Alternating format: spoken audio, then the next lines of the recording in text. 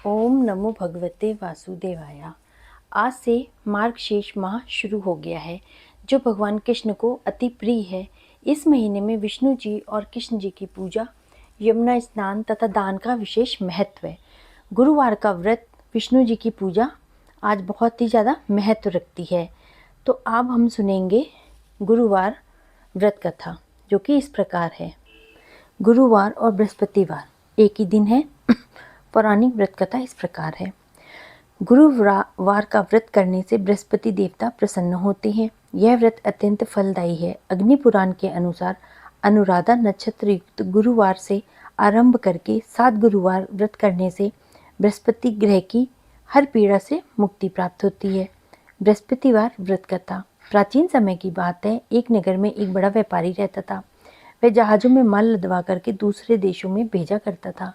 वह जिस समय अधिक धन कमाता था, उसी प्रकार जी खोल के दान दक्षिणा भी किया करता था। परंतु उसकी पत्नी अत्यंत कंजूस थी। वह किसी भी तरह एक भी दमड़ी किसी को देने को तैयार नहीं होती थी। एक बार सेठ जब दूसरे देश में व्यापार करने गया, तो पीछे से बृहस्पति देव ने साधु वेश में उसकी पत्नी से भिक्षा मांगी। व्यापारी की पत्नी बृहस्पति देव से बोली कि हे साधु महाराज, मैं इस दान पुण्य से तंग आ गई हूँ। अगर आप कुछ ऐसा उपाय बताएं जिससे मेरा सारा धन नष्ट हो जाए और मैं आराम से रह सकूं।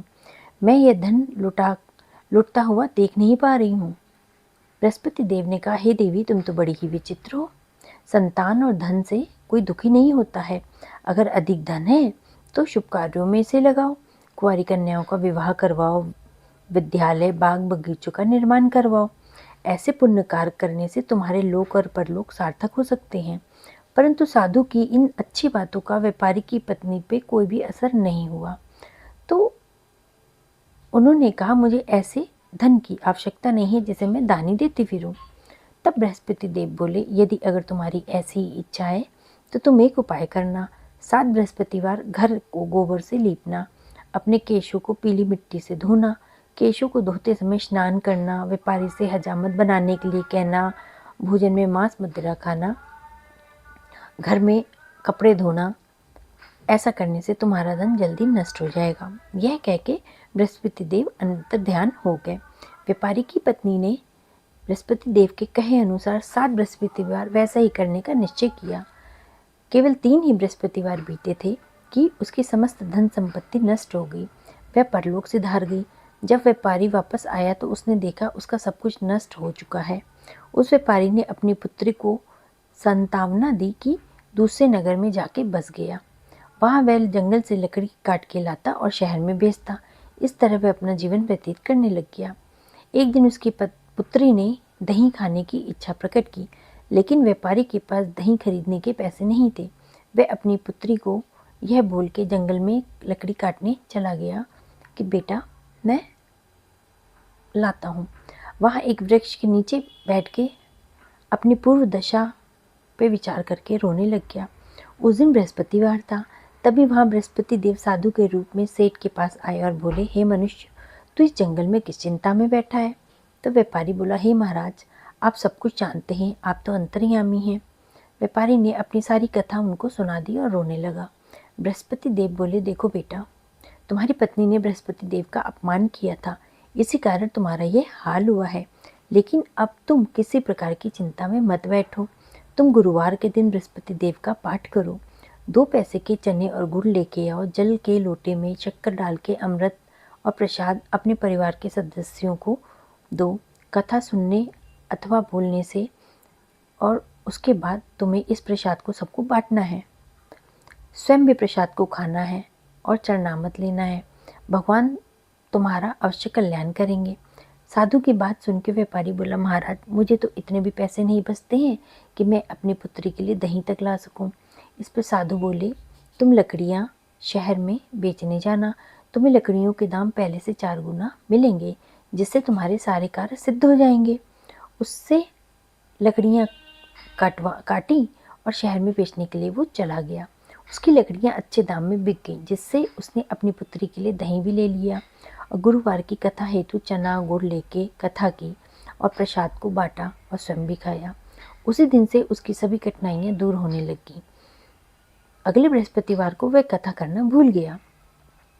और अगले दिन ही वहाँ के एक राजा ने बड़े यज्ञ का आयोजन किया। पूरे नगर के लोगों को भोज का आयोजन भेजा। राजा की आज्ञा अनुसार पूरा नगर राजा के महल में भोज करने गया, लेकिन व्यापारी और उसकी पुत्री तनिक विलंब से पहुंचे। अब उन दोनों को राजा के महल में ले जाके भोजन कराया गया।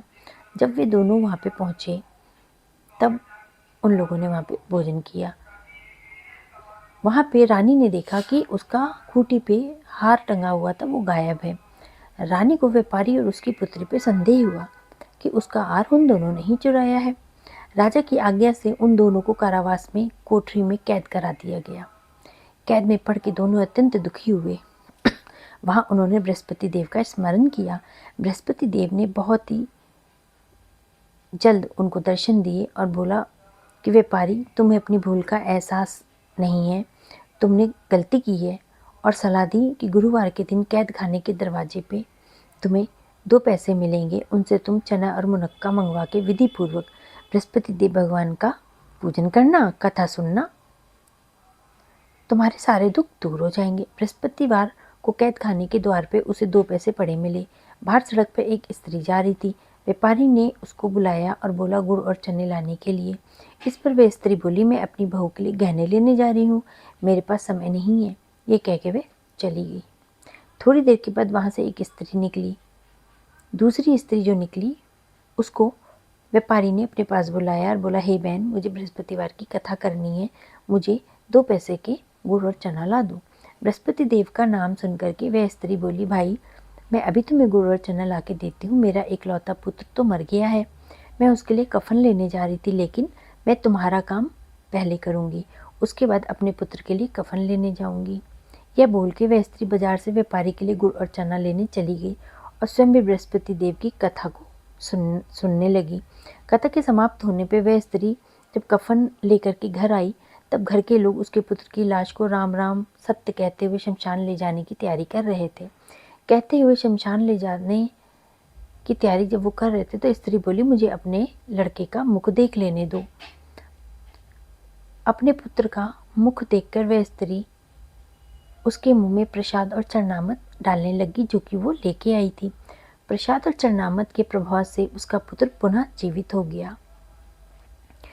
पहली स्त्री जिसने बृहस्पति देव का निरादर किया था, वह जब अपने पुत्र के विवाह हेतु पुत्र वधू के लिए गहने लेके आ रही थी, वैसे ही उसका पुत्र घोड़ी पे बैठ के निकला और घोड़ी ने ऐसी छलांग मारी कि वह घोड़ी से गिर गया। यह देखकर स्त्री रो करके बृहस्पति देव से क्षमा याचना करने लगी। उसकी क्षमा याचना से बृहस्पति देव साधु वेश में वहां पहुंच के कहने लगे कि देवी, तुम्हें अधिक विलाप करने की आवश्यकता नहीं है, यह बृहस्पति देव के अनादर के कारण ही हुआ है। तुम वापस जाके मेरे भक्त से क्षमा मांग लो और कथा सुन लो, तब तुम्हारी सारी मनोकामनाएं पूर्ण हो जाएंगी। जेल में आके उस स्त्री ने व्यापारी से माफ़ी मांगी और कथा सुनी। कथा के उपरांत वह प्रसाद और चरणामत लेके अपने घर में वापस आ गई। घर आके उसने चरणामत अपने पुत्र जो मृत हो गया था उसके मुख में डाला। चरणामत के प्रभाव से उसका पुत्र भी जीवित हो उठा। उसी रात बृहस्पति देव राजा के सपने में आए और बोले, हे राजन, तूने जिस व्यापारी और उसकी पुत्री को जेल में कैद करके रखा है वे बिल्कुल निर्दोष हैं। तुम्हारी रानी का हार वहीं खूंटी पे टंगा हुआ है। दिन जैसे ही निकला, राजा रानी ने हार खूंटी पे टंगा हुआ देखा। राजा ने उस व्यापारी और उसकी पुत्री को रिहा कर दिया और उन्हें आधा राज्य देके उसकी पुत्री का विवाह उच्च कुल के कुंवर के साथ करा दिया और दहेज में हीरे जवाहरात भी दिए। इस प्रकार से जो भी गुरुवार भगवान का व्रत करता है और उनकी कथा सुनता अथवा कहता है, उसकी सारी मन की मुरादें पूरी होती हैं। अब हम करेंगे आरती। ओम जय बृहस्पति देवा, जय बृहस्पति देवा, छिन छिन भोग लगाऊं कदली फल मेवा। ओम जय बृहस्पति देवा, तुम पूरन परमात्मा, तुम अंतर्यामी, जगत पिता जगदीश्वर, तुम सबके स्वामी। ओम जय बृहस्पति देवा, चरणामृत निज निर्मल, सब पातक हरता, सकल मनोरथ दायक, कृपा करो भरता। ओम जय बृहस्पति देवा, तन मन धन अर्पण कर, जो जन शरण परे, प्रभु प्रकट तब होकर आकर द्वार खड़े।